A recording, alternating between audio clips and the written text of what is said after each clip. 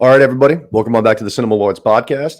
This is going to be our House of the Dragon episode 7 recap. Our penultimate episode. Season's flying by. I can't believe we're already at the end of it. But join with me again today. I got my buddy Mick. Mick, what's going on? Happy to have you here. What's going on, Cinema Lords? Always happy to be on the show. I thought we had a great episode this week. I was just telling you that. One of my favorites thus far of this season. So yeah, I would have to agree with that. Yeah, I would have to agree with that. I think probably 4 was definitely my favorite. Mm-hmm. And then I liked 1 a lot too, but I'd say this one and 1 are pretty close for second and third. But one they kicked it off with when they killed the king, right? The heir. Yeah, that was crazy. Yeah. That was a hell of a way to start the season. Yeah, that was a big time welcome back. Like that was even like the season 1. I felt it kind of was the same thing with Viserys's wife, like giving birth and then dying. That was a fucking intense scene. I was like, all right, we're back. Those pregnancy scenes were unforgettable. Those were tough. Yeah, burn into your memory. They were wild. Yeah. But yeah, like kind of right off the top, I liked this episode. I would have liked it even more if it was kind of just like a middle of the season episode, like 4, 5, 6, something like that. Okay. I thought it was just a little bit lacking from like that, because especially with Game of Thrones, I feel like we've come to know that the penultimate episode's like a lot of the time the big one. True. And then the finale would be almost more of like a setup for next season. Mm-hmm. This one I just don't think was that kind. So I'm assuming the finale is going to be a lot of fireworks. I would think so as well. You're right. Usually the second to last episode is kind of the big one in the history of Thrones. I think the Red Wedding was that. Yep. I forget, in Battle of the Bastards, I believe was as well. Like some of the bigger episodes in Game of Thrones history, I'm pretty sure, or like you're saying, the second to last one of the season. I think this one, it did have a lot of moving parts. I mean, it set up some really interesting stuff with all the new dragon riders and, how that's kind of coming about. And Rhaenyra finally seems to have the upper hand in the war with, this many dragons and whatnot. So it's kind of flipped, I think the war itself is flipped on its head. And then you have characters like Alicent, who's just completely down bad. I mean, she is just depressed. I don't know what's going on with her. Talk about forcing her screen time this week. Yeah. I had nothing to do with. What is she? What's your storyline right now? I mean, what is she even doing? She's in the woods just being sad. I don't know what the hell's going on with her, but I guess why I like the episode so much is because the dragons themselves and some of the scenes that they shot the dragons in, like that opening scene of Rhaenyra and Adam with very cool. I forget the names of their dragons. It's Sea Smoke and I forget Rhaenyra's dragon, but when they're on the beach there and she doesn't know exactly who he is, she almost thinks that he's an enemy. She's treating him as, what's going on here. She has to find out who's riding this dragon, and to come to find out that it's just Adam. And Adam, I thought it was interesting that he doesn't tell her who he is. He doesn't tell her that, that he's the bastard son of Cornelius. He just kind of is like, oh, I'm a regular ship guy. Yep. So I thought that was very interesting. Yeah, to kind of open it up there. I thought that was kind of planting the seed where I don't know when that's going to be revealed to everybody, but it's almost like has to come out. Yeah, it's going to have to come out at some point, right? That you're going to find out who he is. So yeah, I'm excited for that. That first scene that you were just talking about when we opened up, I love just that opening shot of Rhaenyra, Adam, and then each one of their dragons behind him. It was very like Wild Wild West, like cowboy standoff kind of vibe, or like fucking 2 samurais before they start like dueling kind of thing. I liked the vibe of that shot a lot. I thought it was really good. Absolutely. And you could see Rhaenyra's dragon like creeping up behind her every time she moved forward. She would like almost like a dog would. It was unbelievable. Yeah, no, that was a very, very cool scene. Adam bends the knee like super quick. Yeah. And Rhaenyra doesn't even really have time. Like you can tell she wants to question it, but at the same time, she's so desperate for allies that she's like, all right, you know what? I'm just going to take this guy at his word. You know what? The one thing I learned, I mean, obviously it's House of Dragon. They focus on the dragon. It's going to be a huge part of the show. These people are fucking obsessed with dragons. I mean, the common folk, like just the thought of it, they're like, you get burned alive, trying to tame one. They're like, absolutely sign me up. Everybody's down to just, everybody wants a dragon, which I can admire. Like they say that, basically like gods, right? Fucking, how do you not be in awe and take the chance? Which is basically what Hugh's going to say eventually. It's just like, you can't pass this up. You have to, right? Exactly. Become instantaneously, if you do it, like one of the most powerful people in the world, just like that. It's like having a nuclear bomb. I mean, at your disposal, you can just go and blow up places that, you essentially have, you just have like an army at your disposal at any time. Yeah. And obviously we're severely lacking in the actual soldier manpower. Like, even though these people keep saying that they're with us, we have no army still. Like, we don't have the guys from the north. We don't have the guys from the Vale. Daemon's fucking around in the Riverlands. So we have no army still. We're just reliant very heavily on dragons. Right. And well, it does seem like with Daemon, having that meeting with the Tullys there and him, which I thought was a great scene. That was one of the better scenes, I think, of the season so far, because I'd agree. The way they shot Oscar Tully in the beginning, he was basically just a little cuck. He was Daemon's little cuck, and Daemon was bossing him around. And even that was happening in this scene, and in this episode, it was happening a little bit. And then all of a sudden, Oscar flipped it right at the very end. He was letting it play out. He almost was like, I'm going to let this guy get the upper hand on me. Daemon, you're going to get my army and this, that, and the other. But the one thing you're going to do is you're going to have to make Will Blackwood pay. Yeah. And Daemon, to his credit, he didn't even think twice about it. He cut his head right off and was like, You know what, buddy, I need the army. So I think, to your point, like, they're lacking so much in manpower that wasn't even a decision for Daemon. That was already made. He was willing to kill that guy for that army. No problem. Even if we have like dragon, we're still gonna need some version of manpower. Can't just watch every single castle with like a dragon. It's just tough to do. We already kind of talked about Allison. I kind of just tied all of her shit into one thing. She just like kind of leaves the castle with one of our King's Guard, and then basically just says that she doesn't know if she's going back to King's Landing. Yeah, is that like a I'm gonna go kill myself type of thing, or is that like a I'm just gonna go off on my own? Because she tells I forget who the guy is, but she says I don't want any of the handmaids with me or anything like that. I want to be alone, which I thought was weird. I didn't know what she was going for. I kind of assumed that meant that she's just going to be trying to head back home, but I don't think she's going to be living out in the fucking woods, but who knows? Right. Yeah. She's totally lost right now. Yeah. She's down bad. She went from being like arguably like basically like the most powerful person like in the kingdoms, because Viserys was basically just laying in bed all day and she had full control, her and Otto. So yeah, she went from that to down bad. Even when Aegon when Aegon was in power, like she still had his ear. Yeah. And she could tell him, but now with with Aemond, it's not even, he doesn't give a fuck. Got the boot real quick. Yeah. Yep. Speaking of Aemond, this is Aemond related. We see the guy's Sir Jasper. He's on his council. He tells the Clubfoot that he's heard rumors that Sea Smoke's got a new rider, but it sounds like it's one of those fucking telephone games through like 15 different people is how he's got this rumor. So the Clubfoot's like hesitant to bring it forth to the king, which I thought was interesting. I thought he was kind of playing him a little bit so that he could like take it to him himself. That's what I initially thought too. So I initially thought that the Clubfoot there was, he was basically just being a snake. He was going to take the information and downplay it to the guy's face and then tell the king to get in good graces with the king. But then I also thought like him and the king aren't on the best of terms. True. So maybe he's trying to screw over, Aemond. Maybe he's like, you know what? I should tell Aemond this information, and I normally would, but he's been treating me like shit.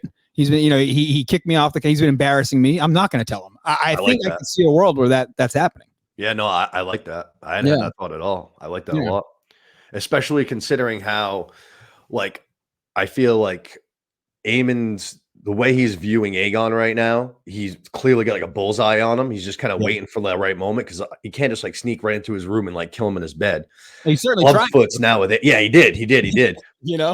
Yeah, but now we see that the Clubfoot's like last week he suggested helping Aegon, and then we see in this episode the Mace is trying to basically force Aegon to move quicker and start walking, and it's because of the Clubfoot's orders. So that's a good idea that he is trying to screw over Aemond. Yeah, and maybe try to help Aegon. I think so. I think Aemond would prefer that Aegon never gets up again, and the Clubfoot I think has the experience too. Like I think that's why he's helping the doctor there, because he's telling him like I've been through this type of thing. You have to push it. You have to make sure he gets up every couple hours and keep trying. Yeah, and that was really telling. I was like, oh wow, he's really trying to help Aegon right here, which goes against everything Aemond was saying. Yeah, no, I like that idea a lot. And Clubfoot said something about the lines. I think he was like he's not gonna be able to rest for long. Yeah. So I'm assuming that they're probably just going to try to like just straight up sneak out of here and kind of get off on foot, which is, I can't imagine going to be easy for him. It's crazy. I can't wait to see what happens with that. Yeah. I think he's going to have something going on in the finale. He's been kind of quiet since the Battle of Rook's Rest there. Yeah, he's completely. Let's see. We go to Rhaenyra's council in the White Worm. So we see that again, her council, which is basically getting against her at all turns since this entire thing started, they're against her still. They're pissed off that she gave Adam a dragon, or basically let him keep it. Yeah. Sorry, go ahead. No, I agree. Like the council, they seem like they have no problem sticking up to her and yelling at her and disagreeing with her. I know she slapped what's his name last episode, but Yeah, that was needed. very much so, right? I mean, this council's got to get in order, Cinema Lord. For real. They're speaking out a term. Everybody's like just thinking that they can voice their opinion. You got to listen to the Queen. You got to. I think it was Cornelia or whatever his name is there, Coriolis. He said that he was like, we're going to wait to the Queen's judgment on all of this. Yeah. And it was like, yeah, that's exactly what we should be doing. What's everybody getting out of line for? Yep, exactly as you should be doing his hand. Good job. Yeah. But then we also see Rhaenyra talk to the White Worm, which is these two things happen like basically simultaneously because she doesn't end up showing up to that meeting. Instead, she goes and talks with her. Mm-hmm. But I liked this conversation. Basically, the White Worm is like, yo, like your family has been having bastards for generations now. Like you guys have always been the power people, which are more inclined to have bastards because whoever they're sleeping with basically has no option. Yeah, they just fuck everybody in the hostels and shit, and they just go around in the brothels banging all the chicks. Yeah, that was exactly. That would make sense for like a rich family in medieval times to do. So that does make sense that they would have a lot of bastard children. Yeah, and then you kind of just keep them all on the wraps. You know what I mean? Right. So she says, like there's a ton of these people like Adam. Like we can go searching through them, just kind of put out the request, and a bunch of people will show up. Right. Which is exactly what they're going to end up doing. But I liked the line there right now. I was like, let's raise an army of bastards. I was like, yeah, I like that. That's good. Too. I wrote that down in my notes. She was like, I have no problem with it at all. Like, it was almost like questions like, oh, are we going to do this? She's like, then let's fucking do it. Absolutely. Yeah. Let's get these bastards on these dragons right now. It took her a little bit of a minute. She was trying to keep the peace going. Like she talks about how she's inheriting like 80 years of peace or whatever between her dad and her grandfather. Right. But now that she's in it, man, she's like, I'll do whatever it takes. If I have to go battle myself, if we have to put fucking bastard lowborns on dragons, if everyone's leaving me. And she's down to, they're causing chaos at home on the other side. They're feeding them, they're making them question their leadership and all that. Like the Greens, the Greens, the small folks who live amongst the Greens are not doing well right now, and they're not happy. No, and obviously Aemon just doesn't give a fuck. Yeah, at all. He could care less. Obviously, Aegon was partying with them all the time, but you could tell that Aegon kind of actually cared about the small folk and shit. Yeah, remember that opening scene, or it wasn't the opening scene, I think it was the opening episode. He was trying to give back like the sheep and stuff. Yeah. And then Hugh Hammer asked for like the money up front to make it easier on the blacksmiths, and right away he was like, "Yeah, no, like small." I think he said something to Otto like, "The small folk are what help us win this war," and something like that. Yeah. But obviously, they're pissed about Aemon being in charge now too. Oh, of course. I think everybody's just at a point where war is inevitable, is what it seems like, and I think everybody's just now. It's a ticking time bomb. Yeah, I don't know if you saw the preview for this week, but he asked for this coming week. He asked Helena to like basically ride on her dragon into battle, and I'm just like, that's going to be interesting. So, I mean, that's all he has, right? He has Vhagar and Helena's dragon, right? Yep. But we also hear. I think it's at the very end. Yeah, it was the very, very, very end of this episode. They say Darren's dragon. We haven't met Darren yet, but he's the youngest son of Viserys and Alicent. Okay. But she asked her brother about him. I think it was either last week or 2 weeks ago. And I think he's supposed to be 16, but his dragon just kind of started flying with the High Tower army. So they're going to have at least 3. Right. I did catch that. Yeah, now I know what you're talking about. Yeah, they said they just flew for the first time or something like that, right? Yeah, I think it's finally like battle sized, big enough to actually be flown. Mm-hmm. Which, speaking of seeing so many dragons and all that, we haven't seen Jace's dragon like at all, basically. Like it flew off at the end of season 1 there to go carry the message. Yeah. And we didn't even really get a good look at it then. We just kind of saw it. It's a little smaller, right? It's Vermax, I think his name. Yeah. I think so. Yeah. I think that's what it is. Yeah. He's a small, quick one, but yeah, he doesn't. I think it was telling when Rhaenyra like references it, like, what are you going to go fight fucking Vhagar with Vermax? Like, she's like, you're going to get swallowed just like your brother did. Yeah, he had no argument for it either. He was just like right away, kind of just head down. Yeah, he did. You're like, you right, Ma. Yeah. Jace this episode was kind of being a little bit of a bitch, if we're being honest. I mean, I definitely thought so. I don't want to jump too far ahead, but like if we're on him, I mean, I get the fact that like it's special to be the guy who, can tame a dragon. It's you think it's only you, and that's the reason why you're important. But at the end of the day, man, like we're at war right now. Like you're being a goddamn baby about this whole thing. Like I was so mad that he was getting upset that that basically was being revealed that Rhaenyra, cheated on the actual father and it wasn't his real dad. What's his Yeah. father's name? Do you know? I forget. Strong's the last name. Yeah. Harmon, maybe Sir Harmon I think so. Strong. I think that is Something it. like that. Yeah.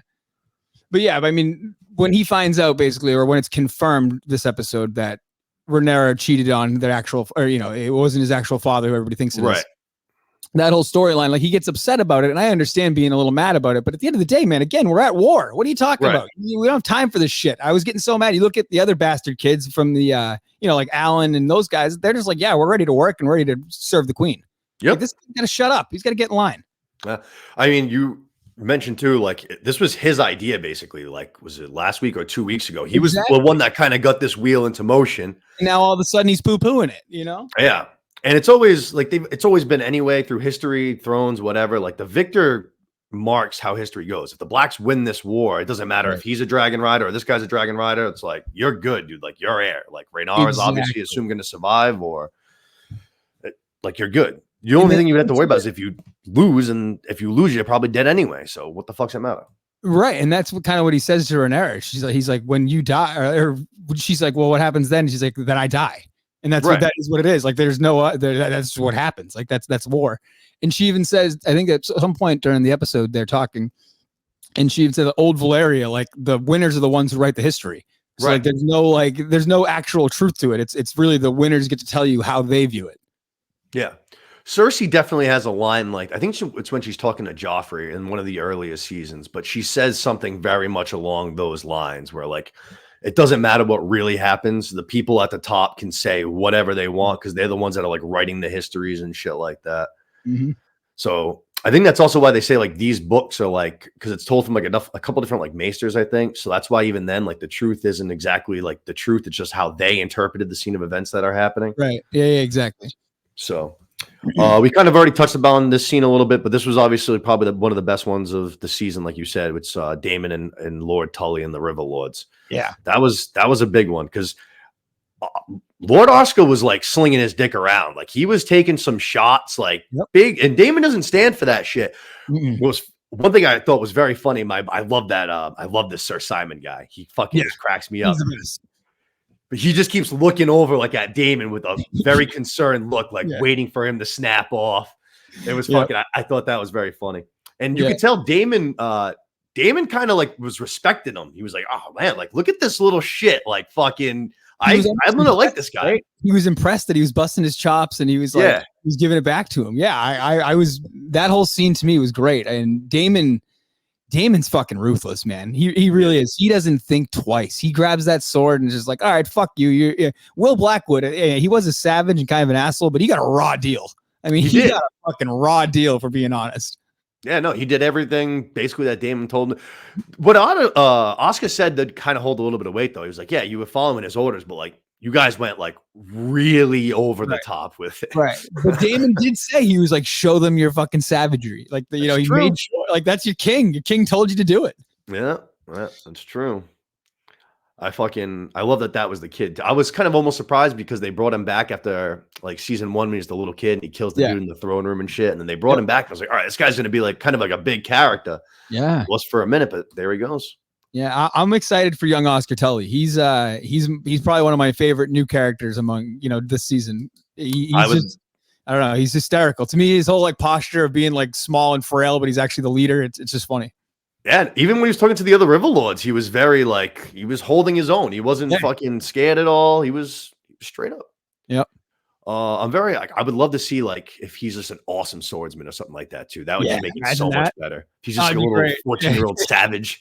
Or like he's nasty with the bow and arrow or something. Yeah, that'd be sick. Real quick, we see like Rhaena is leaving the Vale with Rhaenyra's sons there. And basically right as they're walking out the gate, she's like, all right, you know what? Hang on. I got to do something real quick. And she goes, you'd have to imagine hunting for this dragon and try and claim it. Yeah. Yeah. I mean, that it seems like it's load up on dragons. That's the strategy of the war at this point. And I don't know what's going. Daemon has an untamed dragon, right? Isn't he still like working on that? I think there's 2 dragons or 3 dragons that are supposedly like wild and untamed. And I think this is one of them. I think this one's like sheep stealer or some shit like that. Gotcha. The other one I know of is just because my buddy Luke's told me about it. It just sounds awesome. Is it's called Cannibal, and it's literally eats other dragons. And I was Oh like, boy. that would be sick. Yeah, Would love to get that one in here. right. I think there might have been maybe one more. I'm not sure though. Yeah, it's tough to keep up with them. They're so fucking. The names are so confusing at times. But Yeah, I know the one. I know like everybody who like the riders who are on them now, like the current ones. I can give you all them for the most part, but the untamed ones and the ones that Dan may have referenced, I don't know much about. yeah, it's tough. I feel like well, obviously Luke's is dead because Luke's dead, but Luke's, Jace's, and Rhaenyra's, I feel were all like the same word with like one different letter.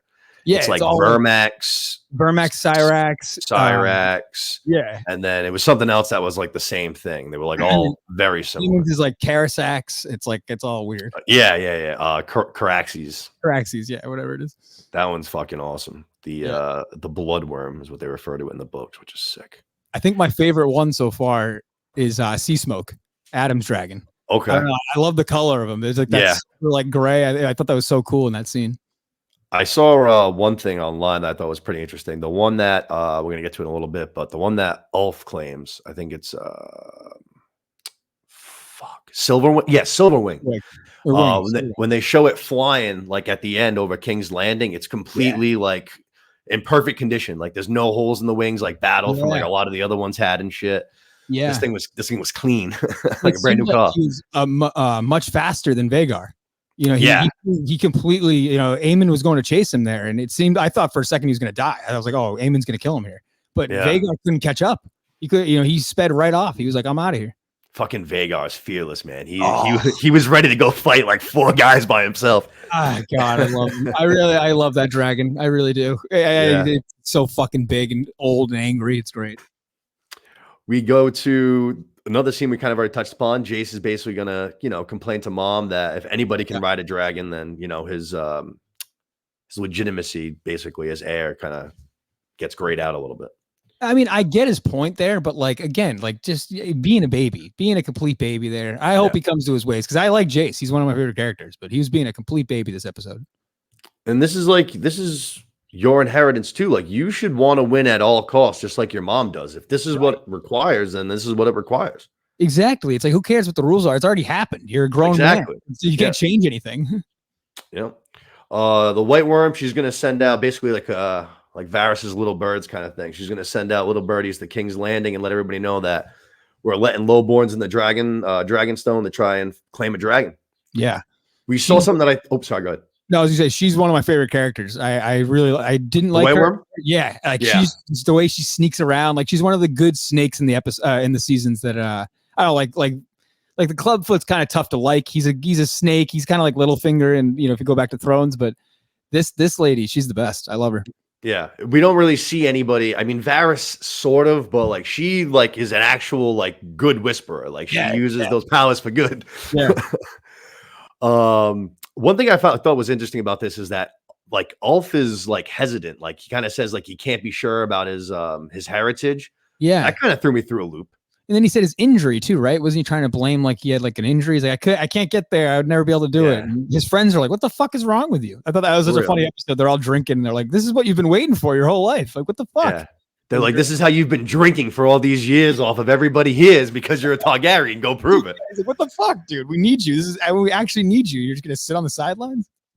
On the complete opposite side, we get Hugh Hammer though, who's like doing it out of like necessity, basically, and his wife's begging him not to go. And then we find out that the little girl that was sick died. They kind of very quickly just mentioned it. But I was like, Jesus. Is that what happened? I kind of was confused by that. I watched that and I saw they kind of referenced it, but I missed it right in time. Is that what happened? The girl's dead. So she's no longer with them? He said I couldn't save her from her illness. So gotcha. But it was very like kind of like a throwaway casual line. I didn't catch it really at all. That makes sense though. And then the interesting thing is he talks about his mom, who apparently like worked in a pleasure house even though she was a Targaryen. So that's something I wanted to look into, and I kind of actually just forgot to do that. But that was interesting to me. I saw that as well. I think they're going to try to go into that because there's no reason why he would mention the mom, you know, the heritage of the mom being the Targaryen and the brothel there. Like that would, there's going to be some connection there to somebody. Yeah. He says like some quote that she said, but like my brother's boys, and it's meaning to be Viserys and Daemon. So she's the aunt of Viserys and Daemon. Gotcha. Which would make Hugh and them cousins. Right. Hugh would be cousins with them. So that's like you say. Yeah, I think you're probably right. That's going to have to come into play in some sort. And they look about the same age. I mean, they're all right around that same age. So like definitely, that would make sense. Yeah, definitely. And they even like he's obviously got like the Targaryen hair, but like I feel like Viserys's was kind of like with age was less like say like shiny, like 100%. Yeah, like it was a little more raggedy. Absolutely. Yeah, so I feel like they had that look too, and Ulf's was too, but his is like really raggedy. You could tell he's been living tough. Yeah, sure. You get that Thor haircut. So this is where we kind of get to the good stuff. The rest of this episode kind of all plays out like in one really long scene. Yeah. It kind of starts off with our dragon trainers, the Jedi dragon trainers. Mm-hmm. They all quit. They fucking up and leave. They're disgusted with what's happening. Yeah, I thought that was very interesting. They take their job very serious, clearly, which I thought, you know what I mean? They were ready. They were revolting basically against the queen. Yeah. And I kind of liked that Rhaenyra, like they walked and Rhaenyra really didn't care too much. He was like, all right, like if you're not going to be a part of this, you're not going to be a part of this. Like, take it easy. She knows how crazy it is. She's like, this is a crazy ask. And she even says it to everybody who goes to do it. She's like, you don't have to do this, just so you know. Right. And then, but you can just tell everybody wants to be a fucking dragon rider. Yeah. And I thought that like kind of showed that she's very confident in herself and her abilities to like deal with these dragons, even though she's like, they're not claimed by her. You know what I mean? Yeah. She clearly feels comfortable enough where she'll be able to like, you know, summon the dragon in and keep it from eating her and kind of. Yeah. I thought that was great when she was saying to the people, and she was like, I used to thought that I know what it meant to tame a dragon, but now I truly am unsure of it. And like, then she goes and walks over to the, I forget what dragon was that? Was that Silverwing? The first one was Vermithor. Yeah, that thing. I mean, that thing's a beast. That thing is a beast right there. She said it's the second biggest one alive after Vhagar. Yeah, so I want to that's a big win for them. That's a big get for them right there. Yeah. And that's Hugh's dragon, right? I'm sorry? Is that Hugh's dragon now? Yes. Yeah. Okay. Yep. I saw it. Do you ever watch those like the inside the episode thing, like after the credits on HBO? Yeah, sometimes, not all the time. I didn't catch this week, but I've done it before. All right. So they talk about the scene where Rhaenyra is kind of giving her little motivational speech. Okay. And they mentioned how like they wanted, which is what she did, but her character kind of like walks through the room through like all of the people. And they kind of wanted it to make like almost to make her seem like not culty, like cult leadery, but like preachery, I guess, kind of like kind of, you know what I mean? Like kind of almost like the High Septon there, the Sparrow from from Game of Thrones. I know what you're talking about. Yeah, they kind of wanted to give her like that vibe of kind of like trying to gather like the small folk to her. Almost like I'm not better than you and like being on like the same height as them and stuff. I could see that. Yes, yeah, exactly. Which I saw like after seeing those in the public, they're like on like a big stand and they're above them and speaking right. Down. Yeah. Yes, that's a perfect way to put it. Yeah. Not addressing them like necessarily like a queen, but like, you know, it's someone like, who's in need of an army. I think that's the way you win over the general public in this type of war. Like that they seem to be playing it really right. And I think Rhaenyra, she clearly has the better whispers, like you're saying. She's got the better game plan here as far as how to get the people on her side. Definitely. So she gives the people a little motivational speech. We go down. We see that the first dragon we're going to claim is Vermithor. Yep. And I liked that she basically like she summons it up. She calls it. She's like, all right, like. You good, dragon? All right, I'm out of here. Good luck, Jesus. Yeah, there's no like, okay, someone else try this. Here's some instructions. She's like, all right, best of luck. See you later. I was like, I probably would have had him maybe go in like one at a time. Like, right? All right, here we got is one. Dragon out or something. No, they're like, everybody go ahead, try. That dragon starts peeking them off, dude. Dude's been down in the caves for who knows how long. He gets a full buffet right in front of him. He's probably pumped. He's like, all right, let's go. Yeah, seriously. He lights up basically everybody in front of him for the most part. Leads to pretty chaotic.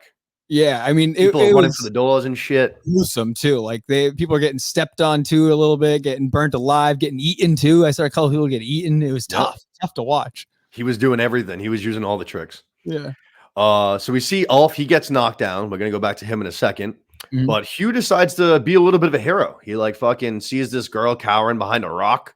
Yeah. Runs over to her, friggin', kind of protects her behind the rock for a second. And then when they're both about to be getting eaten, he fucking throws her aside. Yeah. And this was kind of the moment where, because we saw all those people up on the platform before Vermithor starts lighting them up, and they're all shaking in their boots, which is, I think, why he lit them up to begin with. And now you finally have someone who just did a pretty heroic move, and now he's facing you, fucking eye to eye, and he starts screaming at him. Right. 100%. Yeah, no, he was ready for the moment, and like he was willing to die. I think that was ultimately it. He was sitting there, like, I think he knew, he was like, I'm either going to die right here or I'm going to get this dragon. Yeah. So, and now you have the second biggest dragon with an absolute fucking meat sack of a human. That guy's thick, man. Yeah, that I would like to see what he can do with a sword as well. I want to see him in combat. He definitely reminds me of like we never really get to see. Actually, Gendry had one, but I was saying like Robert Baratheon used to swing a warhammer. Yeah, I could see this guy being a hammer guy. Yeah. Gendry did have one. That's true. Yeah, I could. He's definitely like just that size of him, just fucking caving in someone's fucking chest with a hammer. 100%. But yeah, so we had the second biggest dragon claimed. Rhaenyra fucking sees it, and you can tell that because they show her while everyone's getting lit up, and you could tell she's like, "Fuck, did I make like a mistake? Like I just got all these people killed." Right, and then you can tell they're trying to rush her out of there, but she's like, "I want to stay." She's like, I'm staying here. Like, this is my plan. Like, I got to stick by this. Yeah. And I don't think like she just fucking touched the dragon and shit. I think she kind of knows like if he does this to everybody else, I don't think he's doing it to me. Or at least that's kind of the vibe that I got. She wasn't worried. She's very confident with the dragons. Yeah. So fucking Hugh claims a dragon. So now we have 2 claims in this episode. Yep. And then we go right from there. We see that Ulf survived getting knocked down, and he decides to go deeper into the dragon pit, which is kind of a weird move. This was funny to me because he was like, it was such like a gruesome scene, the scene before with the other dragon lighting everybody up. Yep. And then all of a sudden, Ulf's just like, he's signing relief. He's alive. He's walking in. He doesn't know what the hell he's getting into. And then you just hear the growling in the background. He's like, what the fuck? And he puts his hand on his head. He's like, are you fucking kidding me? Like, there's another dragon in here. I thought for sure, like, I didn't know how they were going to play that out, but I thought it was almost a little lighter of a scene. Like I didn't think he was going to die there, or I didn't think he was going to die, or Ulf was going to die there at all. It was almost like it was perfect match, and I don't know. It was just a funny scene. I thought it was funny. Totally different ways of doing the same end result. Right. Like, Vermithor needed like strength and fucking courage. Right. And I don't know if you noticed it, but like Silverwing literally like a dog just like nudged him with his head like 2 times. Yeah. It was like he was fucking playing with him. He was like, I kind of like this guy. Like he's goofy. And they take off together. They're he's like the fastest dragon in the world. It's hysterical. It was great. Which was wicked funny, like visual. Just seeing him, like his face just like blowing in the fucking wind, just kind of trying to hang on for dear life. He's landing. Yes. Yeah. It was fucking very, very funny. Which we see like Aemon's actually, so Aemon's talking to Clubfoot and that same guy whose name I already Sir Jasper. Yeah. And they hear like the dragon coming, and they give each other a look of like shit in their pants, like, oh man, maybe we should have said something to the king. Yeah, exactly. Yeah, and then all of a sudden, Aemon takes off. He just doesn't wait a minute. Yeah, doesn't wait a minute.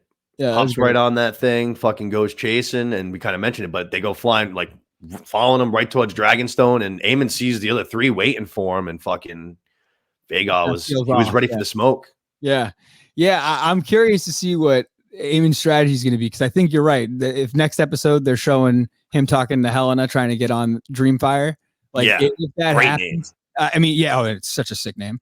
If that does happen, I don't know what her experience is like, but those are 2 pretty badass dragons that are going to be a problem to take out. Yeah, I know that Helena's is supposedly like very big too. I think she's like in the top like 3, 4, or 5, something around there. Yep. So yeah, they definitely going to need that.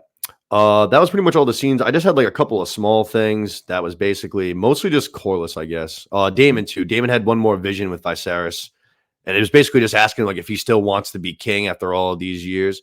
Yeah, which I think obviously Daemon's very torn about still right now. It seems like Daemon originally all he ever wanted to be king, and now since his time at Harrenhal and the visions and all that, it seems like he's coming to his senses. Like maybe that's not everything. Like maybe I don't need that. And Rhaenyra on the other side, it almost seems like she was like, oh, I don't really need to be the queen and all this. Now she's like, no, I am the queen. Like I am this person. So it almost seems like their roles have flipped a little bit.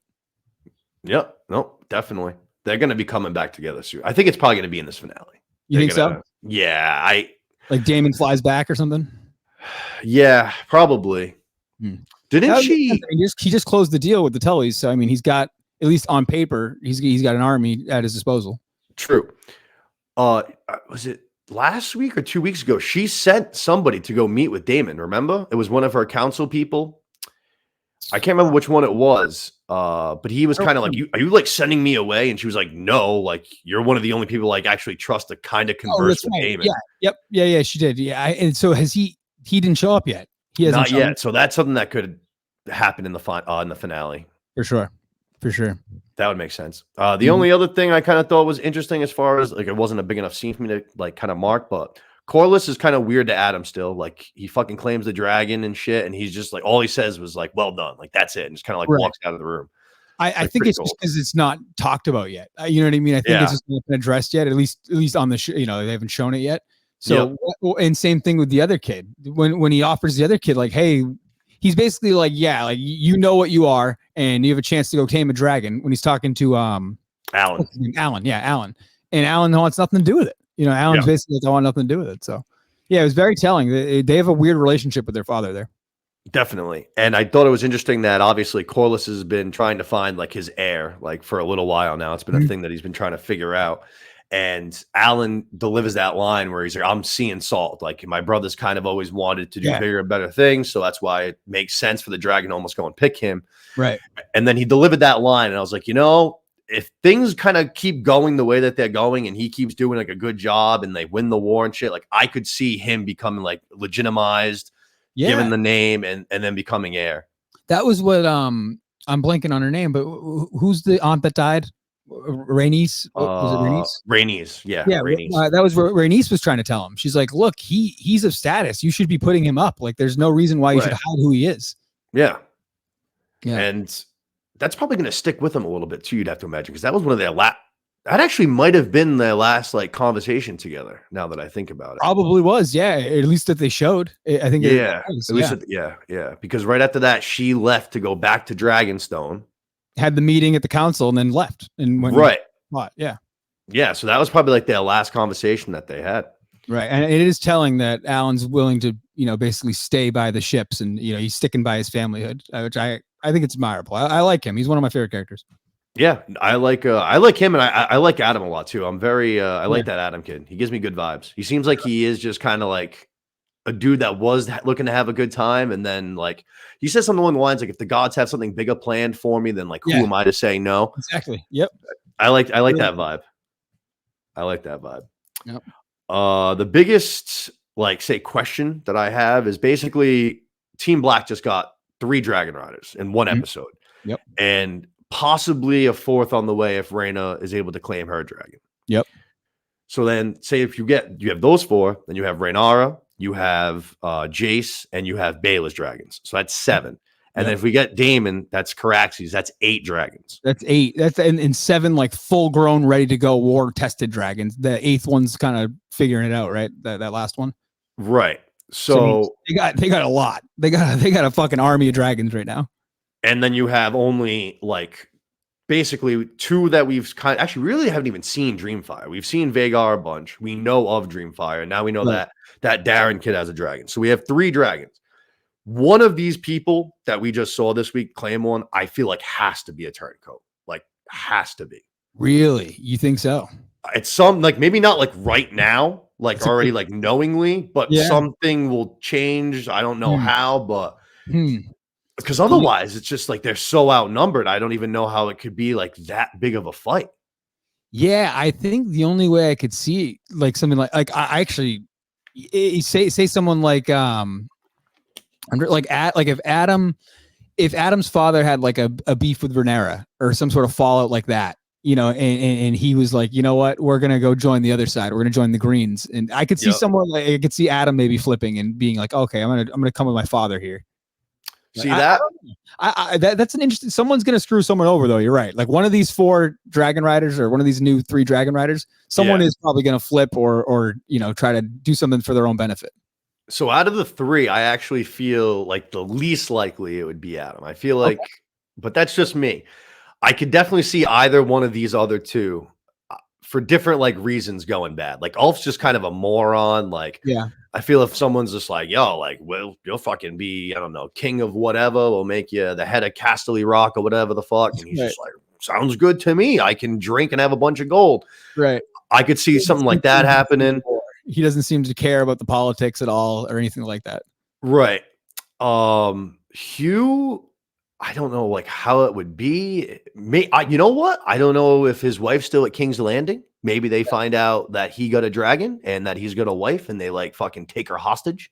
It's a good point. They could. Something like that, maybe. Yeah. I also think it would make, just like we said, like, so right now it's 8-on-3.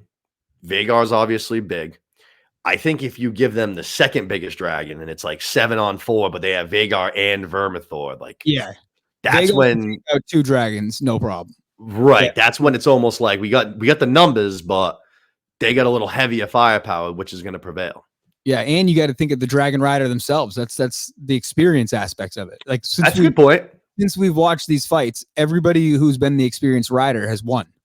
You know, like even I guess maybe not with Rhaenys, but Rhaenys was fighting 2-on-1 there. But like, you know, she took out Aegon no problem. Yeah, and she was better. You know, she's a better rider.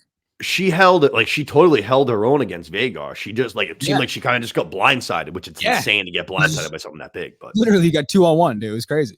Yeah.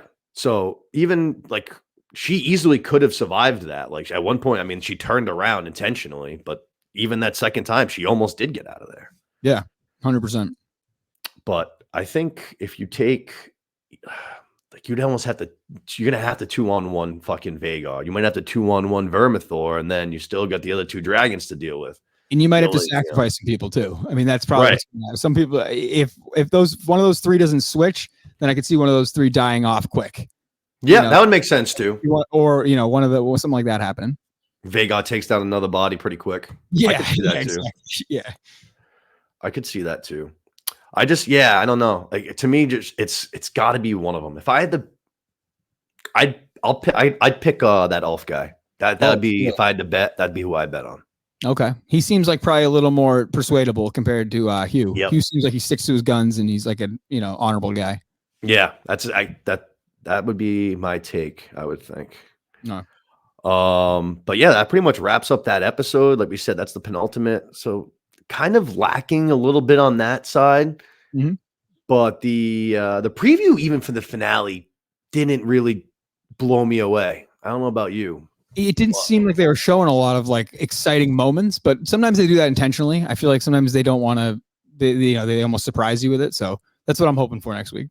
I think we definitely got to have some action because we can't have a whole season with just basically the Rook's Rest battle and that's it. Right. It would make sense if the Rook's Rest was, this last episode. That would have made a little more sense, right? Right. Kind of the peak, pinnacle, second to last episode. But yeah, I'm excited to see what happens here. I think we're gonna get some good dragon scenes coming up in this next episode.